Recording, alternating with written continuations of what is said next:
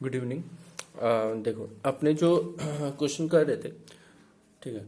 Question number 18 तक तो हम लास्ट जो वीडियो अपलोड किए थे उसमें तो क्वेश्चन नंबर 18 तक कर दिए थे, ठीक है। क्वेश्चन नंबर 19 आज हम कर दे रहे हैं, तो क्वेश्चन नंबर 19 में चलो फटाफट। क्वेश्चन नंबर 19,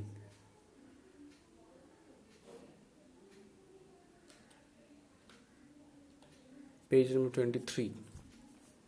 तो पेज नंबर 23, क्वेश्चन नंबर 19। देखो इसमें बहुत जन को ये प्रॉब्लम था कि भैया इस क्वेश्चन में तो प्रॉफिट ही नहीं दिया है कि कितना प्रॉफिट कमाया है वगैरह वगैरह, ऐसा बोला है क्वेश्चन। लेकिन तुमको प्रॉफिट नहीं चाहिए तो तुमको ना क्वेश्चन में ये पढ़ के पता करना होता है कि मेरा क्वेश्चन में गलती क्या है, ठीक है। वो लोग गलती क्या किया है, अगर सिर्फ इतना भी पता चल जाएगा तो तुम्हारे समझ बन जाएगा, इसमें कोई दिक्कत नहीं है। जैसे क्वेश्चन नंबर 19 में मेरे को बोला है कि ABCD 4 पार्टनर है। ए का कैपिटल बोल दिया 3000, बी का कैपिटल बोल दिया 5000, सी का कैपिटल बोल दिया 8000 और डी का कैपिटल बोल दिया 10000। तो ये चारों पार्टनर्स का कैपिटल मेरे को पता है 3, 5, 8 एंड 10। अब क्वेश्चन में प्रॉब्लम क्या है कि ये जो कैपिटल दिया हुआ है चारों पार्टनर का, उसमें मेरे को ये बैलेंस दिया है 1 जनवरी 2014 का, और बोला है कि ये लोग 2013 में 2013 का जब ये लोग अकाउंट्स बना रहा था तो उस टाइम पे ये लोग इंटरेस्ट ऑन कैपिटल देना था, लेकिन ये लोग not provided interest on capital. Interest on capital जितना होना चाहिए था ये लोग देना भूल गया, ठीक है। अब यानी कि मेरे को पता चल गया कि क्वेश्चन में गलती किया है। इंटरेस्ट ऑन कैपिटल देना चाहिए था और ये लोग क्या किया, इंटरेस्ट ऑन कैपिटल दिया ही नहीं है, तो गलती यही है। ये पता चल गया मेरे को गलती क्या है। अब मेरे को पता करना है कि गलती कितना का है। क्वेश्चन ने बोला है कि इंटरेस्ट ऑन कैपिटल जो है वो 5% का होता है, तो 5% का अगर इंटरेस्ट ऑन कैपिटल है तो ए का कैपिटल कितना है 3000, तो 3000 का 5%, तो ये आ गया 150। फिर बी, ये ए का हो गया, फिर बी का 5000 इंटू 5%, तो ये 250।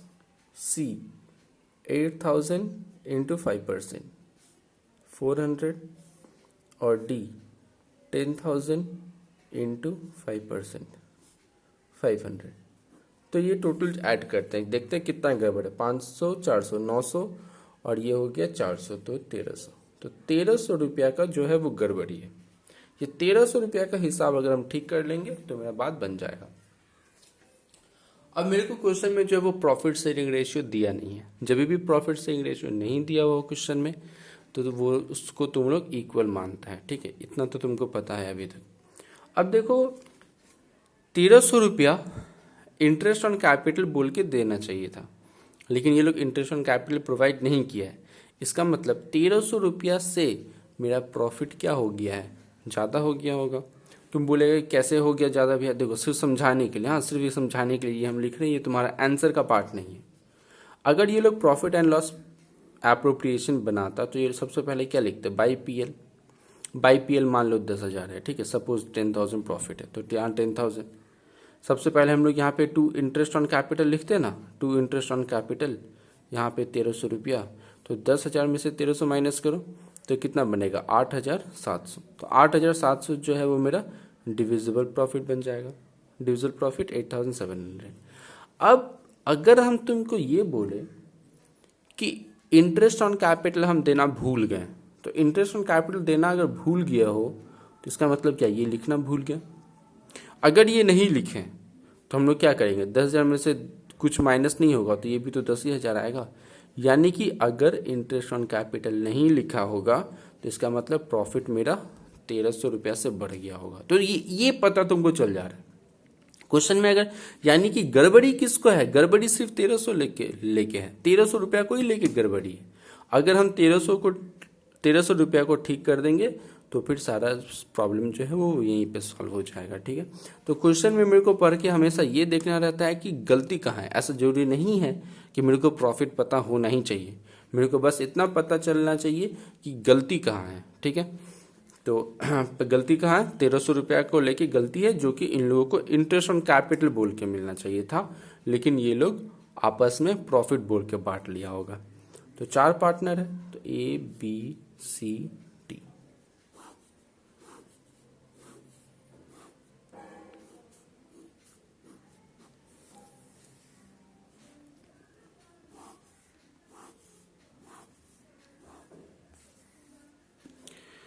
Debit credit, debit credit, debit credit, और ये डेबिट क्रेडिट। तो प्रॉफिट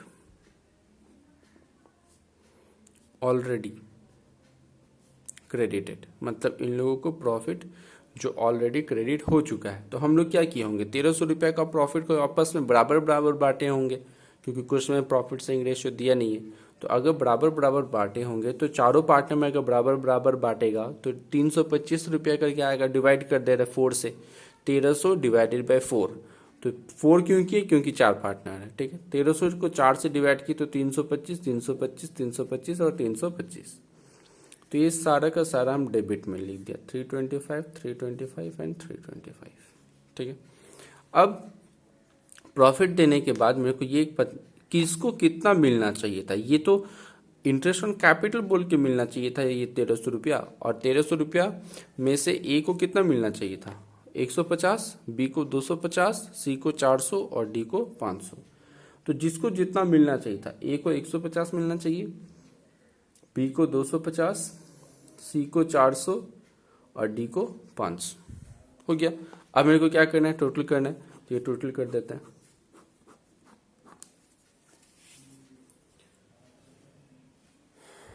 ये 325, 150, 325, 250, 325, 400, यहाँ 325 और 500। अब मेरे को माइनस करके देखना है, ये देखो डेबिट साइड का टोटल ज़्यादा है, डेबिट ज़्यादा है ना, डेबिट 325 है तो डेबिट ज़्यादा है, तो ये डेबिट होगा, जो ज़्यादा होगा वो। और माइनस करके कितना आ रहा है, 175, ठीक है। उसके बाद इसका 75, ये भी डेबिट ज़्यादा है, 325 डेबिट ज़्यादा है, इसका क्रेडिट ज़्यादा है, क्रेडिट देखो 400 है, क्रेडिट ज़्यादा है, तो क्रेडिट होगा 75 माइनस करके 75। और इसका भी क्रेडिट ज़्यादा है 175। तो मेरा जनरल एंट्री क्या हो गया, ये 2 डेबिट होगा और ये 2 क्रेडिट होगा। तो जनरल एंट्री क्या होगा, A account debit, B account debit, to C account, to D account. तो ए कितना होगा 175, बी होगा 75, सी होगा 75 और डी होगा 175।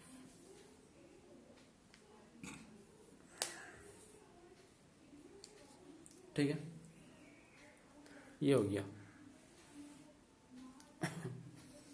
इसके बाद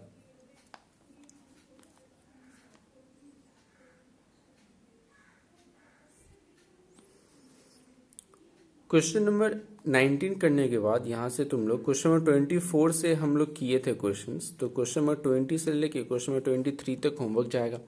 और क्वेश्चन नंबर 20 से 23 में उस टाइप का भी क्वेश्चन है जो हम लास्ट क्लास में एग्जाम्पल बोल के देखना, एक बड़ा सा सम सॉल्व किए थे, ठीक है। वो एक बड़ा सा सम कर लेना तो तुम लोग का ज़्यादा अच्छा होगा, तुम लोगों का फिर कॉन्सेप्ट क्लियर हो पाएगा, ठीक है।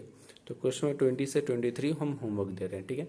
और आज का जो टॉपिक होगा अपना, आज का टॉपिक वैल्यूएशन ऑफ गुडविल का।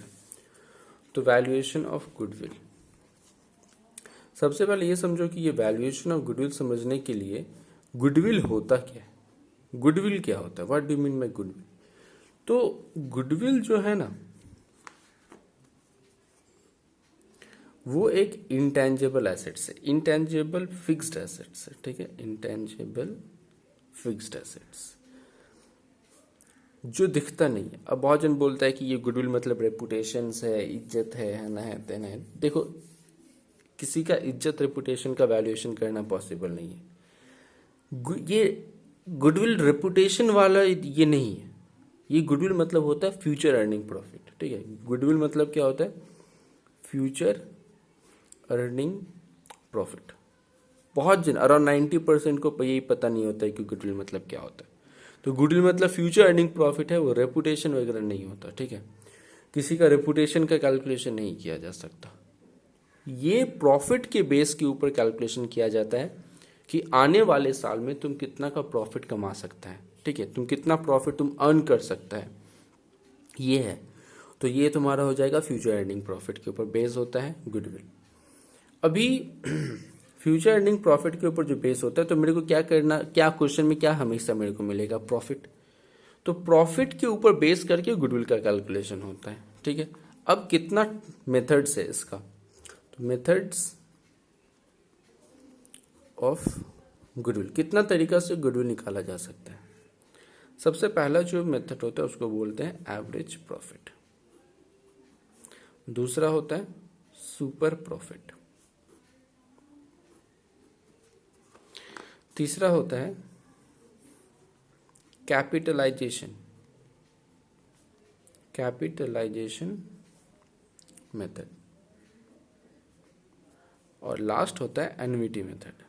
लेकिन एन्युटी मेथड जो है वो तुम लोगों का सिलेबस में नहीं है, ठीक है, नॉट इन सिलेबस। तो ये सिलेबस में नहीं है, तो इसको तुमको नहीं करना है। तुम लोगों के सिलेबस में 3 है, एवरेज प्रॉफिट, सुपर प्रॉफिट और कैपिटलाइजेशन ऑफ प्रॉफिट। तो हम आज एवरेज प्रॉफिट कराते हैं, ठीक है, कल सुपर और कैपिटलाइजेशन करा देंगे। तो एवरेज प्रॉफिट, एवरेज प्रॉफिट में जैसे अगर हम एग्जांपल लेते हैं तो क्वेश्चन ऐसे बोला रहेगा, calculate goodwill on the basis of